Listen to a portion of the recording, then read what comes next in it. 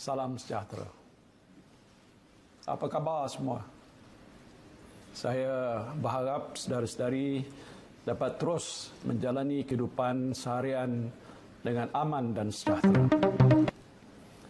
Pada 28 Mei yang lalu, kerajaan telah memutuskan untuk melaksanakan Perintah Kawalan Pergerakan PKP secara menyeluruh di seluruh negara daripada 1 Jun hingga 14 Jun 2021 dan telah dilanjutkan untuk tempoh 2 minggu lagi sehingga 28 Jun 2021. PKP secara menyeluruh untuk fasa pertama ini dilaksanakan setelah mengambil kira penularan kes COVID-19 dalam komuniti, kewujudan varian-varian baru yang lebih ganas dengan kadar kebolehjangkitan yang tinggi yang mengancam keupayaan sistem kesihatan awam negara kita.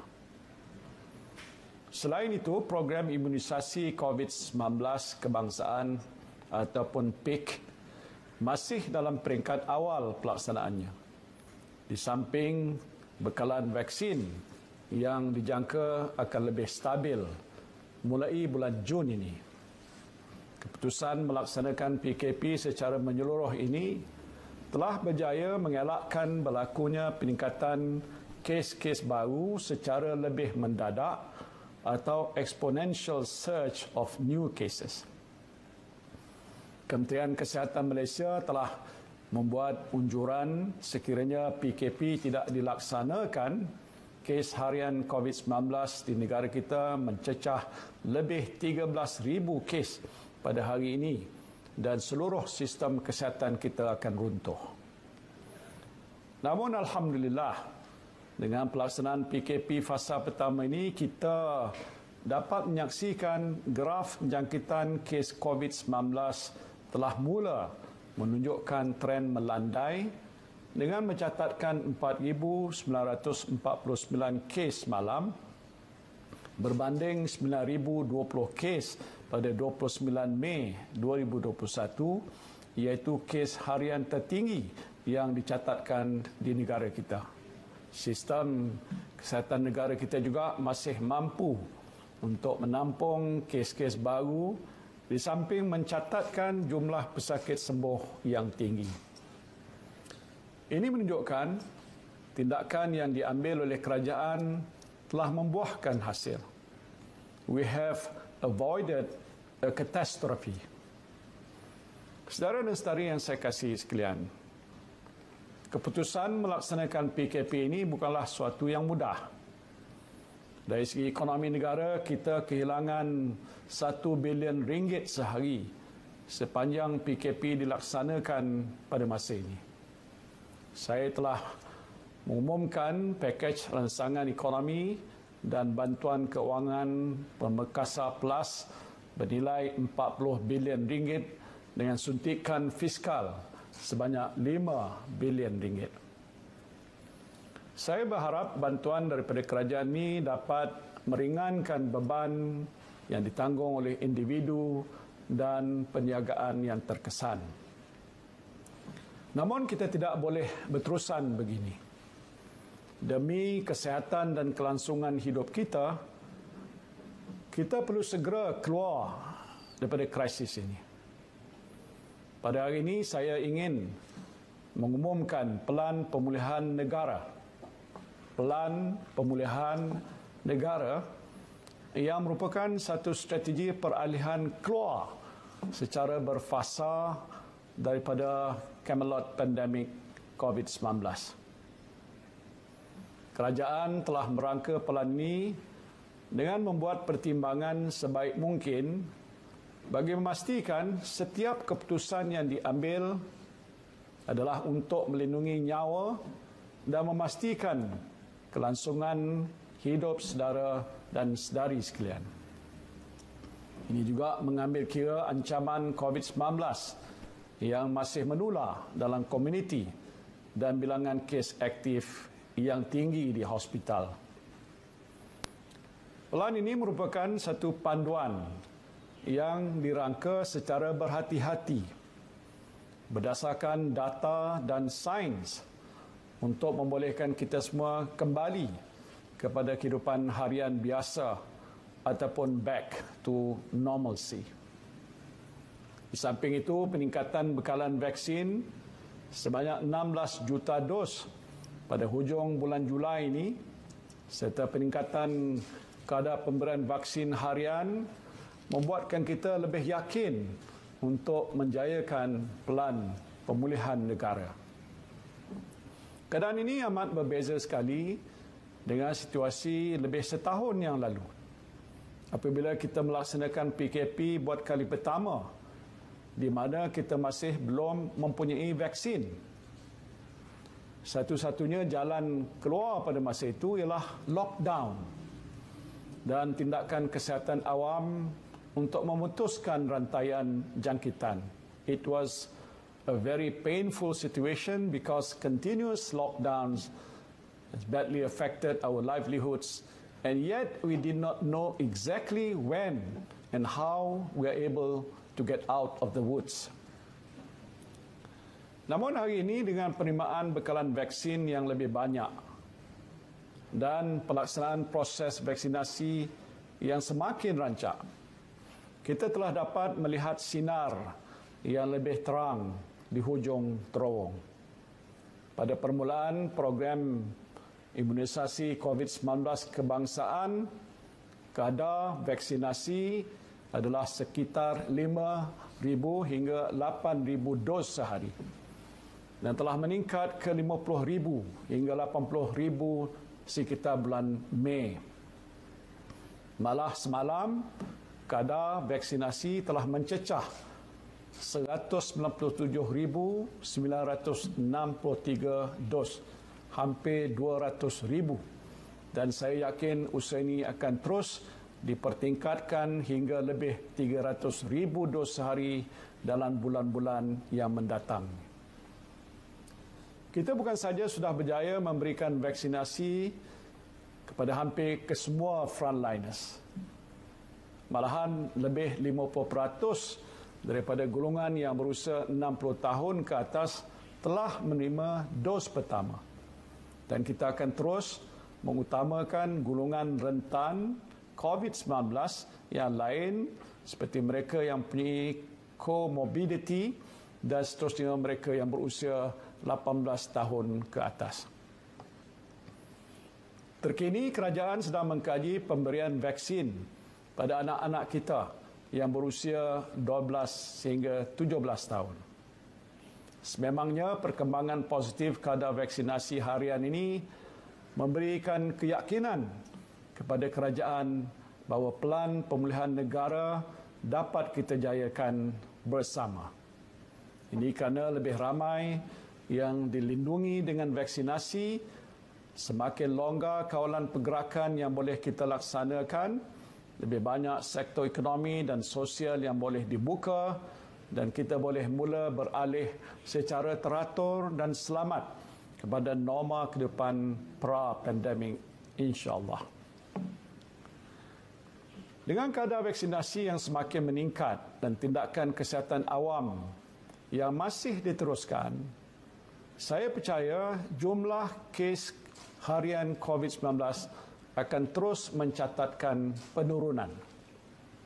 Dalaman negara-negara lain yang telah meningkatkan kadar vaksinasi di negara masing-masing juga telah menunjukkan penurunan kes-kes harian baru yang ketara. Dan ini pastinya akan memudahkan kita untuk melaksanakan pelan pemulihan negara yang komprehensif. Strategi pelan pemulihan negara ini merangkumi 4 fasa. Saya ulangi, 4 fasa. Dan akan melibatkan pelan peralihan fasa PKP secara berperingkat. Dan setiap fasa pelan pemulihan ini berpaksikan kepada data yang bersandarkan 3 indikator ambang, iaitu 3 indikator ambang utama ataupun threshold untuk beralih daripada satu fasa ke fasa seterusnya. Indikator yang pertama ialah keadaan penurunan COVID-19 dalam komuniti berdasarkan bilangan kes jangkitan harian. Itu yang pertama. Indikator yang kedua ialah keupayaan sistem kesihatan awam kita berdasarkan kadar penggunaan katil di wad ICU. Dan indikator ketiganya ialah tahap populasi yang dilindungi berdasarkan peratusan yang telah lengkap menerima 2 dos suntikan vaksin. Pendekatan secara berperingkat ini bermula dengan fasa pertama. Apa dia fasa pertama? Iaitu pelaksanaan PKP menyeluruh yang sedang dilaksanakan sekarang dalam keadaan bilangan kes COVID-19 adalah tinggi. Sistem kesihatan awam di tahap yang kritikal sekarang ni dan kadar pencapaian vaksinasi yang masih rendah. Kerajaan akan menimbang peralihan daripada fasa pertama kepada fasa kedua PKP bila masanya, iaitu setelah satu purata kes harian COVID-19 menurun di bawah 4,000 kes. Semalam kalau kita ingat ialah 4,900 lebih, sudah turun ke bawah 5,000 dan sekarang ni kita jangka fasa yang berikut nanti ialah ke paras 4,000 kes. Keduanya, sistem kesihatan awam tidak lagi berada di peringkat kritikal, termasuk kadar penggunaan katil di ICU pulih ke paras yang sederhana. Sekarang ini kita berada dalam tahap yang masih kritikal. Kita tidak mempunyai tempat untuk melepaskan kes-kes yang serius kerana kekurangan katil dan sebagainya. Ini sedang pun kita uruskan. Kemudian yang ketiganya ialah 10% populasi telah menerima 2 dos suntikan vaksin. Fasa kedua merupakan kesinambungan daripada fasa pertama dengan aktiviti sosial dan kawalan pergerakan terus dikawal lagi dengan ketat. Semasa fasa kedua nanti, aktiviti ekonomi akan dibuka secara berperingkat dengan membenarkan kapasiti pekerja sehingga 80% di premis. Sekarang ini maksimumnya 60%. Pendekatan senarai positif diteruskan, iaitu hanya sektor yang tersenarai dibenarkan beroperasi, manakala yang tidak tersenarai masih kekal ditutup. Senarai positif daripada fasa 1 akan juga diperluaskan semasa fasa 2 dengan menambahkan beberapa sektor-sektor lagi. Dan aktiviti sosial dan rentas negeri masih tidak dibenarkan. Penambahan sektor senarai positif semasa fasa 2 ini termasuk aktiviti pembuatan seperti simen untuk memastikan kelangsungan pembinaan yang dibenarkan serta aktiviti peruncitan seperti barangan elektronik dan komputer bagi menyokong mereka yang bekerja dari rumah. Dan semasa fasa 2, dengan pendekatan senarai positif, masih terdapat aktiviti pembuatan, pembinaan, peruncitan dan perkhidmatan yang tidak disenaraikan dan kekal tidak beroperasi seperti pembuatan tekstil dan kedai perabot. Fasa ketiga pula melibatkan peralihan daripada pendekatan senarai positif kepada senarai negatif, iaitu di mana semua aktiviti ekonomi dibenarkan beroperasi kecuali aktiviti yang berisiko tinggi untuk jangkitan COVID-19 yang masih kekal ditutup. Kita boleh beralih kepada fasa ketiga sekiranya kita berjaya mencapai nilai ambang atau threshold yang berikut, iaitu purata kes harian COVID-19 menurun ke paras 2,000 kes. Keduanya, sistem kesihatan awam berada di tahap selesa dengan penurunan kadar penggunaan katil di ICU ke paras yang mencukupi. Dan 40% populasi negara kita telah menerima 2 dos suntikan vaksin. Nilai ambang ini dijangka dapat dicapai paling awal pada akhir bulan Ogos 2021. Semasa fasa ketiga ini, semua sektor ekonomi akan dibenarkan beroperasi kecuali aktiviti yang tersenarai dalam senarai negatif, iaitu aktiviti yang berisiko tinggi yang menyebabkan jangkitan COVID-19 ataupun melibatkan keramaian. Sektor ekonomi akan kekal dibenarkan beroperasi pada kapasiti 80% seperti fasa kedua. Aktiviti sosial termasuk pendidikan dan sukan tertentu boleh mula dibuka secara berperingkat-peringkat. Untuk fasa 3, semua aktiviti pembuatan akan dibenarkan beroperasi tertakluk kepada SOP dan hard capacity. Senarai negatif fasa 3 yang tidak dibenarkan beroperasi merujuk kepada aktiviti berisiko tinggi kerana melibatkan keramaian seperti penganjuran konvensyen dan di mana penjarakan sosial tidak dapat diamalkan seperti pub, spa dan salon kecantikan. Kelonggaran kepada hard capacity akan dipertimbangkan untuk membolehkan syarikat beroperasi sepenuhnya setelah pekerjanya telah divaksinasi. Saya ingin memberikan komitmen bahawa sidang parlimen, ini penting, sidang parlimen boleh diadakan dalam fasa ini, iaitu sekitar bulan September atau Oktober dengan mengikut SOP yang ketat. Dan ini adalah pendirian saya dari awal bahawa sistem demokrasi berparlimen boleh berfungsi semula pada masa yang sesuai, iaitu setelah kes-kes COVID-19 terkawal dan kita hampir mencapai imuniti berkelompok. Saya akan terus mendukung prinsip demokrasi berparlimen dan raja berperlembagaan.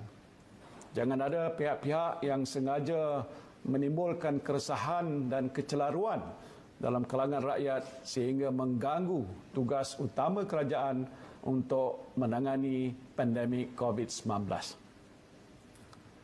Daripada fasa ketiga, kita akan dapat beralih kepada fasa keempat sekiranya kita berjaya mencapai nilai ambang berikut, iaitu purata kes harian COVID-19 menurun ke suatu paras bawah 500 kes. Sistem kesihatan awam kita berada di paras yang selamat, termasuklah kadar penggunaan katil di ICU di paras yang mencukupi, dan 60% populasi negara ini telah menerima 2 dos suntikan vaksin. Berdasarkan unjuran pelaksanaan program imunisasi COVID-19 kebangsaan, peralihan ini dijangka dapat dilaksanakan seawal akhir bulan Oktober 2021. Fasa keempat adalah fasa terakhir pelan pemulihan negara di mana kita seboleh mungkin dapat kembali semula pada norma kehidupan seharian. Semua sektor ekonomi akan dibuka, lebih banyak aktiviti sosial akan dibenarkan, perjalanan rentas negeri dibolehkan, pelancongan domestik juga akan dibuka tertakluk kepada SOP yang ketat. Fasa ini dapat dilaksanakan apabila bilangan kes COVID-19 adalah rendah. Sistem kesihatan awam adalah di tahap yang selamat dan program vaksinasi telah mencapai tahap imuniti berkelompok ataupun herd immunity selewat-lewatnya pada akhir tahun ini. Pelan ini juga merupakan pelan yang dinamik di mana sekiranya kita berjaya dalam 3 indikator utama pada mana-mana fasa, kerajaan boleh terus mengambil keputusan untuk bergerak ke fasa seterusnya. Kesemua SOP bagi fasa-fasa yang saya sebutkan tadi akan diperincikan oleh Majlis Keselamatan Negara MKN dan diumumkan dalam masa yang terdekat. Saudara dan saudari yang saya kasihi sekalian, saya sering menerima permintaan supaya acara-acara sukan seperti perlawanan bola sepak dengan kehadiran penonton di stadium dibenarkan, majlis-majlis sosial diadakan, dan yang paling banyak saya terima ialah rayuan untuk balik ke kampung, untuk menziarahi ibu bapa, sanak saudara dan ahli keluarga tersayang. Sabar dulu. Pada masa ini, perkara-perkara ini masih tak dapat kita lakukan. Kita mesti utamakan usaha untuk memutuskan rantaian jangkitan COVID-19 dahulu. InsyaAllah apabila kita telah mencapai imuniti kelompok pada fasa keempat, perkara-perkara ini dapat kita lakukan secara berperingkat-peringkat dengan pematuhan kepada SOP yang ketat. Kejayaan kita mencapai imuniti kelompok pula bergantung kepada berapa ramai rakyat negara ini dapat menerima suntikan vaksin. Alhamdulillah, setakat ini lebih 4.5 juta dos suntikan telah berjaya diberikan kepada rakyat Malaysia, di mana 3.2 juta telah menerima dos pertama dan 1.4 juta telah lengkap menerima 2 dos vaksin. InsyaAllah, selepas ini lebih ramai rakyat akan mendapat temujanji suntikan vaksin dan berpeluang menerima dos pertama setelah lebih banyak bekalan vaksin diterima mulai bulan ini, insyaAllah. Pada mereka yang masih belum mendaftar untuk mendapatkan suntikan vaksin, segeralah berbuat demikian di aplikasi MySejahtera.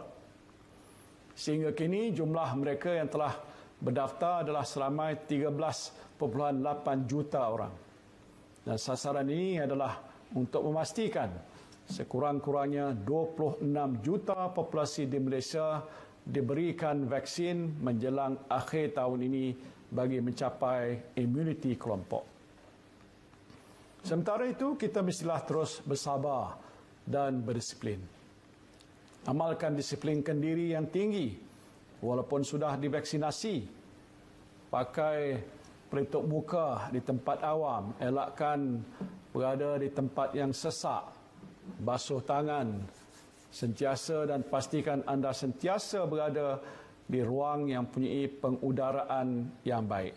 Lebih tinggi disiplin kita menjaga SOP, maka lebih cepat kes-kes harian COVID-19 turun, lebih ramai daripada kita mendapat suntikan vaksin, insya-Allah lebih cepatlah kita mencapai imuniti kelompok, dan dengan izin Allah Subhanahu wa taala kita akan dapat keluar daripada krisis yang sedang kita hadapi ini bersama-sama. The more we exercise self-discipline by complying to the SOPs and get ourselves vaccinated, the sooner we can get out of this crisis. Saya faham bahawa ramai daripada anda yang merasa gusar, takut dan terkesan teruk akibat pandemik ini, baik dari segi fizikal maupun emosi. Ada di antara anda yang kehilangan orang tersayang, berkurang punca pendapatan dan diselubungi keresahan yang berpanjangan. Namun kita jangan sekali-kali mengalah. Kita perlu terus berjuang, bersatu hati dan tenaga dalam menjayakan pelan pemulihan negara ini bersama-sama sebagai sebuah bangsa Malaysia yang cekal dan berhati kental. Saya berjanji kerajaan akan terus membantu sedaya yang mampu tanpa pernah putus berusaha dan berikhtiar supaya dapat bersama-sama kita keluar dari kemelut pandemik ini secepat mungkin. We owe it to Malaysia to fight the threats that this pandemic poses to our collective future together. We must remain steadfast and resolute in our commitment to fight and win this war on COVID-19. We must never waver, and defeat is just simply not an option.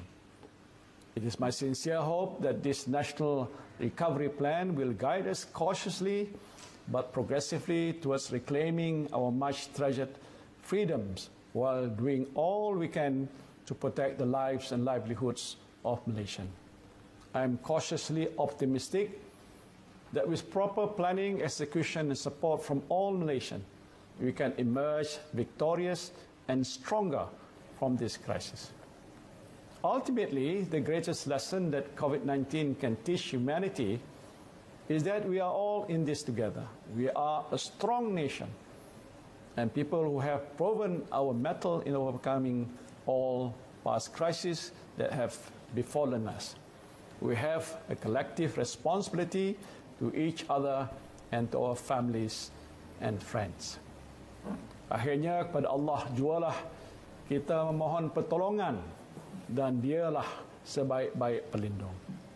Stay safe, lindung diri, lindung semua, teguh kita menang bersama.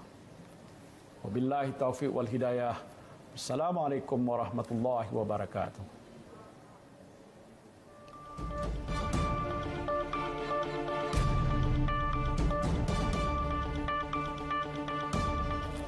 Yakin bahwa vaksin ini cukup selamat dan berkesan. Kita dapat memutuskan lindung diri, lindung semua, kita mesti menang. lindung diri, lindung semua, kita mesti menang. lindung diri, Lindung semua, Kita mesti menang. Lindung diri, lindung semua, kita mesti menang.